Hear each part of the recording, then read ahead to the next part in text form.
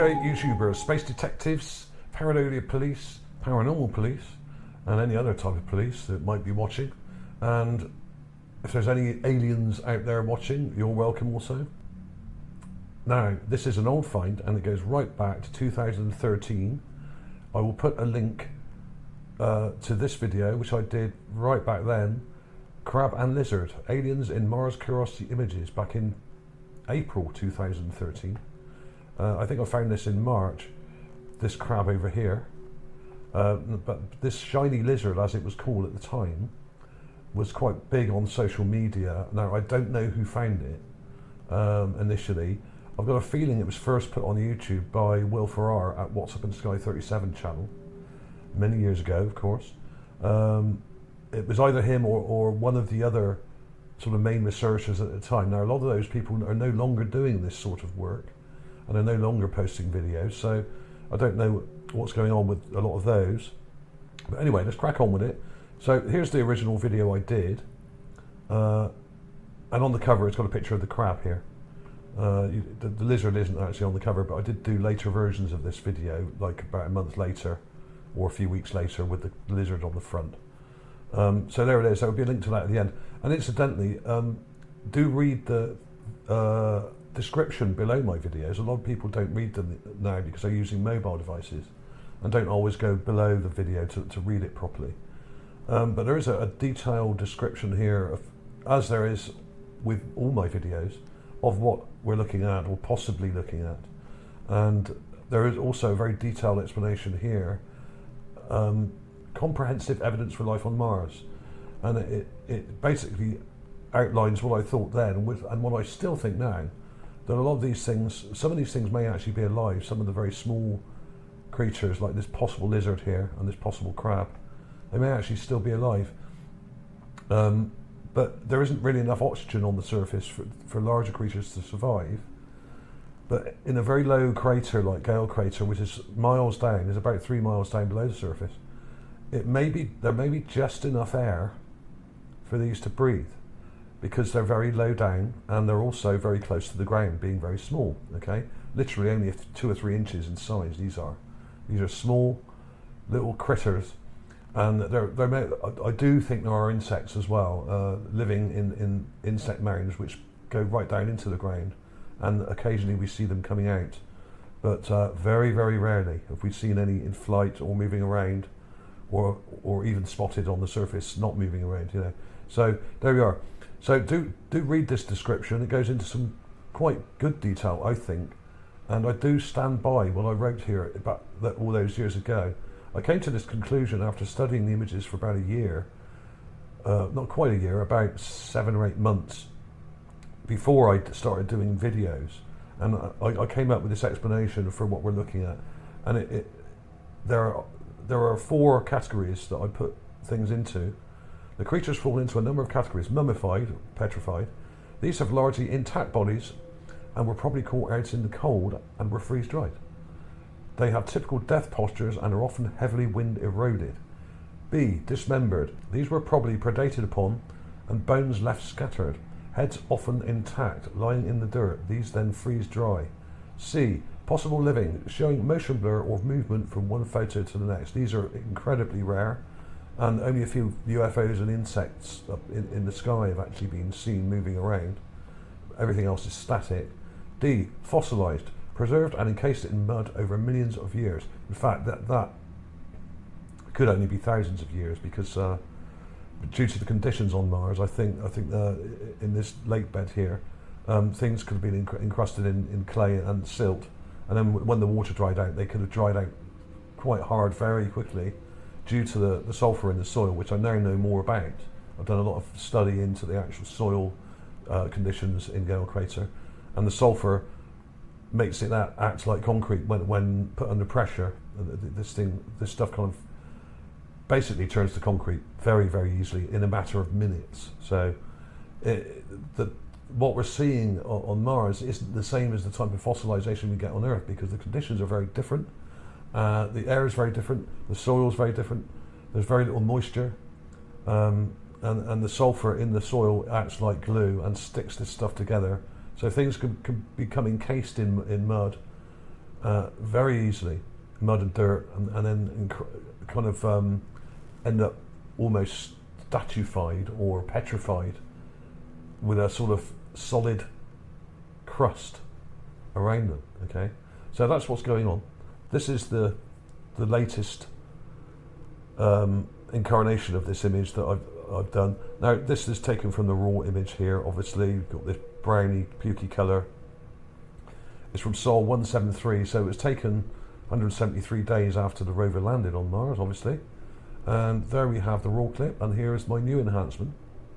I took a lot more time over this, and was a lot more careful to brighten it just the right amount, because if you go too bright, it gets too glary. If you go too dark, you can't see the detail in the shadow. So I do things a lot brighter now than I used to back then. As you can see, if you go back to this is quite dark, and I've probably put too much contrast in there. But what that does do, it does bring out the legs on this possible crab here. You see those legs there. So I'll show you the folder I've got in a minute, but let's look at these details first, and then we'll go through the folder clips, and I'll show you the different stages, and there's also some other interesting things in the area. I'm not going to show you all of them because it will take far too long. But basically we've got the head here, with the nose here, we've got a mouth, you can see the shadow where the mouth is, you've got a very black, dark looking eye, the chin comes around here, joins onto the body, we have what looks like a limb sticking down here, another one here, possibly another one here, or a tail, not really sure whether that's a tail or a limb, probably a tail, it seems to curve. But it's quite a low res image to work with, and it does help if you look at the Gigapan of this area. I've got a link to the Gigapan here. I'll put a link to that. I'm not going to look at that now because for some reason it won't work when I click on it. My Google seems to be blocking it for some reason. Don't know why. Some days they work, some days they don't. That's the simple fact of it. And the area what you want to look at in this Gigapan is on the right hand side here, near the middle, up here somewhere. That's where the lizard dude is, on one of these big sort of slabs. Okay, it's on that part of the image. So let's have a look at the folder. Right, now I've got a whole bunch of stuff here. Here's that image I just showed you. There it is. And let's zoom in a little bit so we can see the detail. You've got the mouth there, the eye, the nose, it's very, very shiny. Now, I have found things like snakes in this area, similar, very shiny, metallic looking snakes. Now, of course, with the sun at the right angle, at an oblique angle like we have here, the sun's behind us, not behind us, in front of us I should say, and the shadows are coming towards us. So what we're getting is a reflection off the top of this thing. Now, some people have said it looks like a metallic object. I don't think it's a metallic object. Why would a metallic object be sat on top of a big slab of rock here, basking in the sun like a lizard does? Why would a random object just be sat there? I really don't think it would. If you look at the larger area, it looks just like a lizard basking on the rock, like you would see on holiday, or if you were out climbing around some rocks near a beach somewhere or whatever. This is what they do. This is what lizards do on Earth. Why not on Mars? And it does get quite warm during the day, so it would be possible to warm yourself up quite well, and then when it cools down a bit, you could just go back under into your little hole in the ground. Simple. But look at the detail. Now, I don't know whether this actual rear limb here to the left actually does come down to a point like that, but it does kind of look like that on there. But when you have these low quality, sort of low res images, some fine details are ambiguous and are impossible to say for sure. But it's definitely got a head, it's definitely got a body, and there's definitely got limbs here. Now, you could argue one way or the other whether that's the tail sticking out the back or another limb, but to me that's just incidental, because basically there's enough detail here to determine that we seem to have a living creature on the surface of Mars. It may not be living, but why shouldn't it be? You know, that we can't rule that out. We can't fully rule it in, but we can't rule it out either. So there we are. So let me show you some of the other interesting things that I found in the area. I'll quickly go over some of these. Now, here's the original image of the lizard. This one here.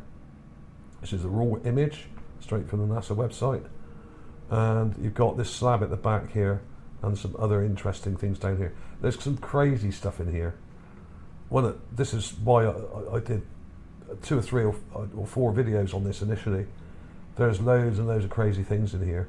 And some of it looks like petrified wood, like we have here. Just here. Just kind of curved around. We got a sock-shaped thing here, which I've showed in videos before.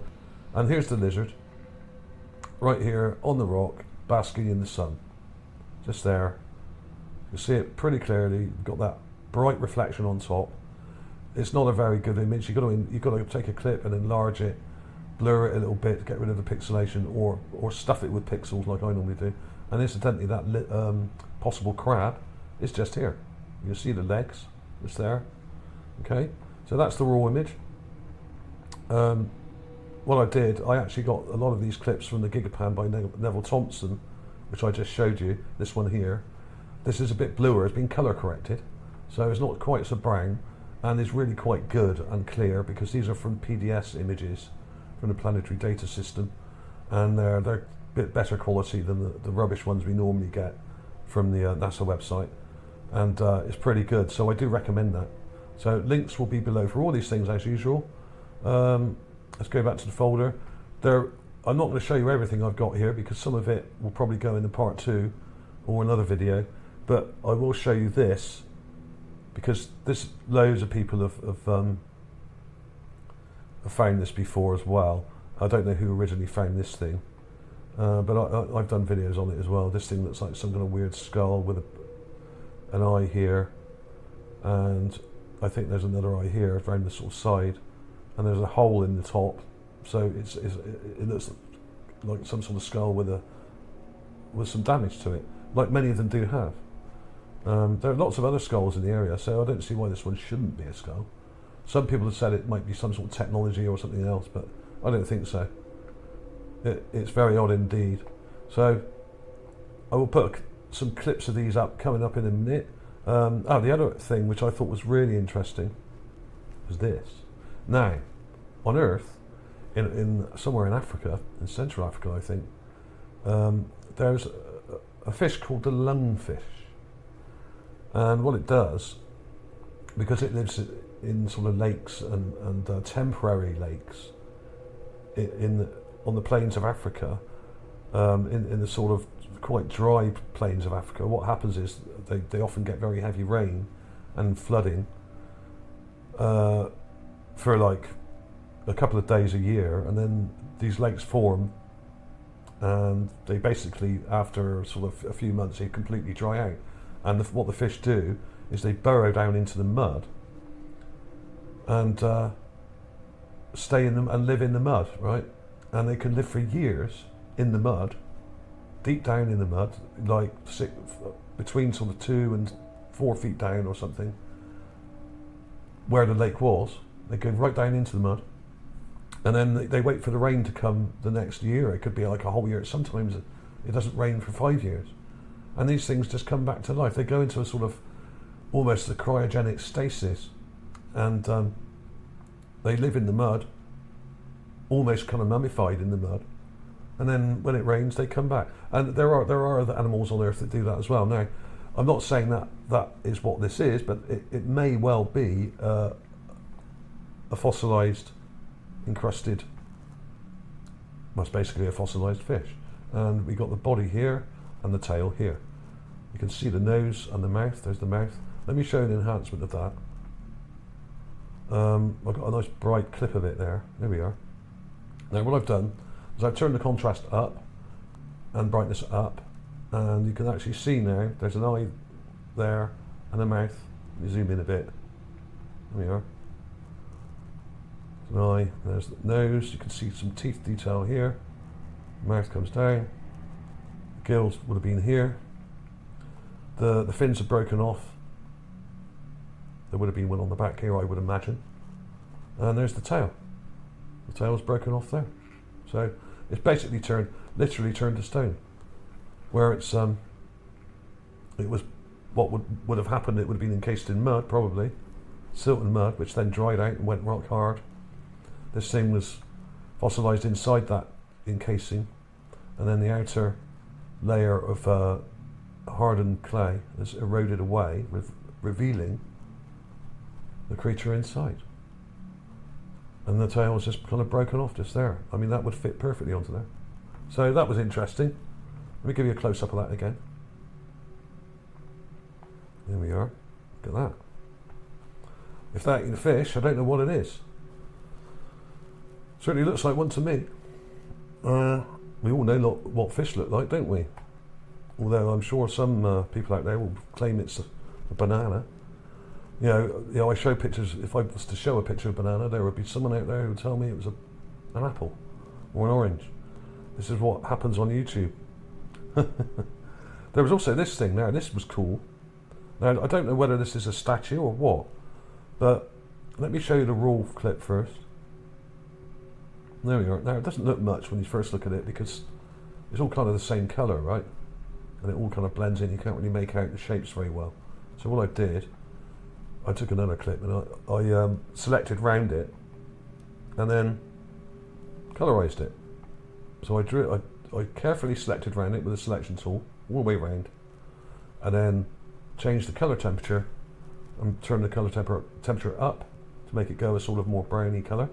And there we have it. Is this a broken statue? It seems to have a head with some eye, nose and mouth detail here. Let's go in a bit closer. Pretty vague, but it's like a lot of the other things I found that look a bit like statues. They're very eroded. This is very exposed. A lot of the other statues, a lot of them I found, the ones that are in more sheltered areas are in much better condition.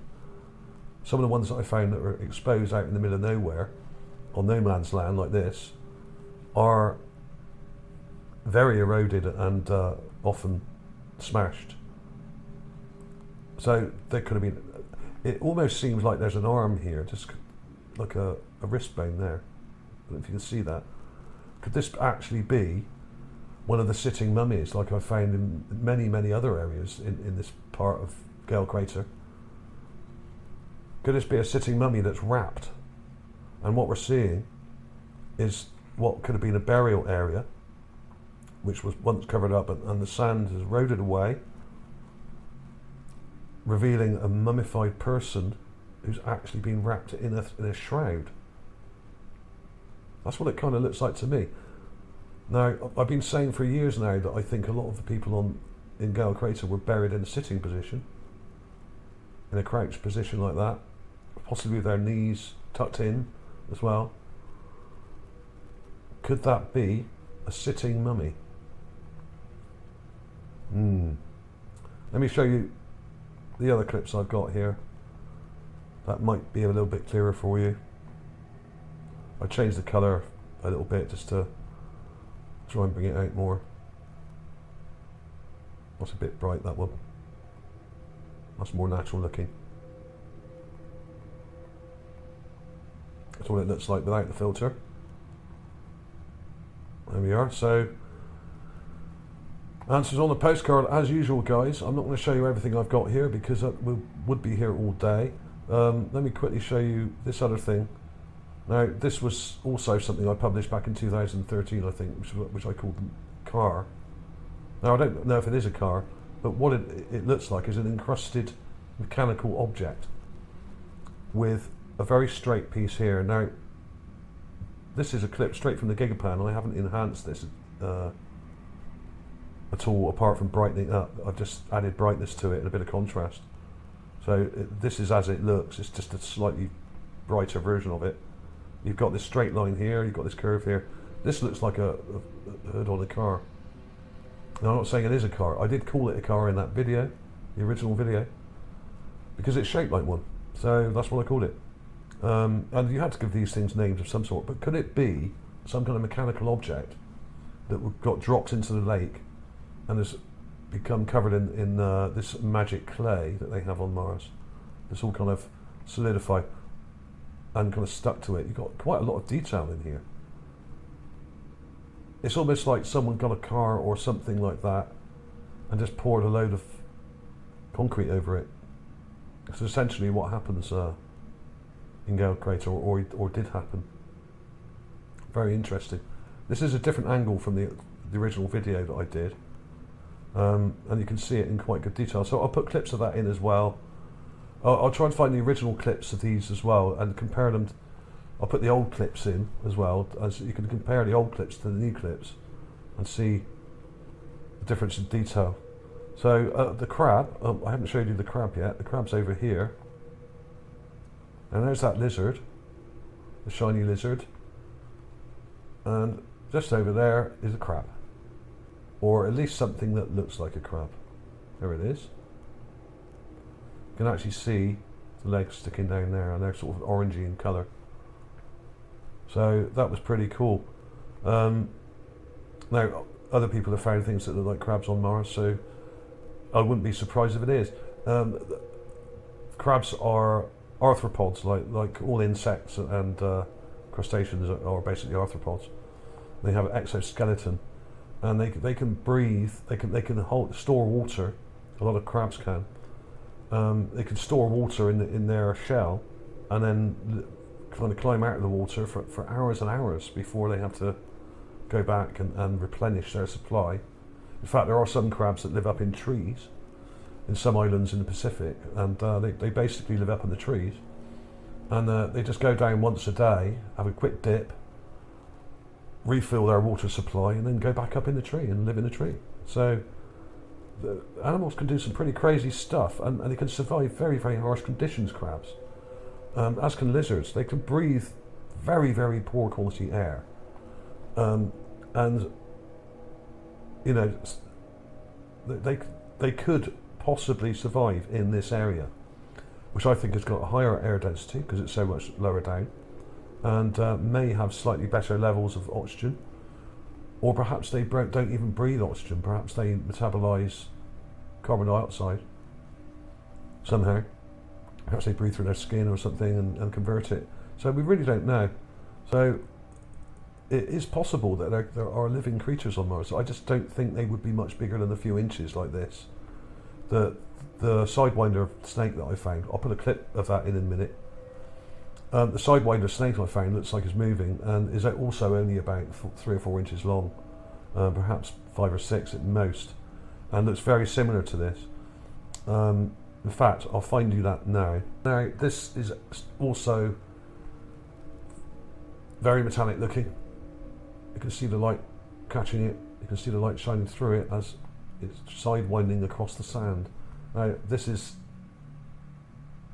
one of a very few examples of a possible living creature on the surface, like the shiny lizard I just showed you.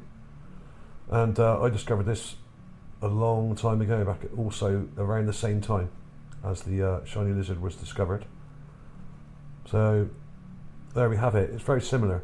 It's got the same sort of luminosity. When you brighten this up, it's got that same shiny metallic look to it, and similar sort of morphology. It's got a sort of big sort of blackish looking eye there. It's not very clear. This is a bit further away, and the image quality is pretty poor, as it is with a lot of these things. So there we have it. Links will be below.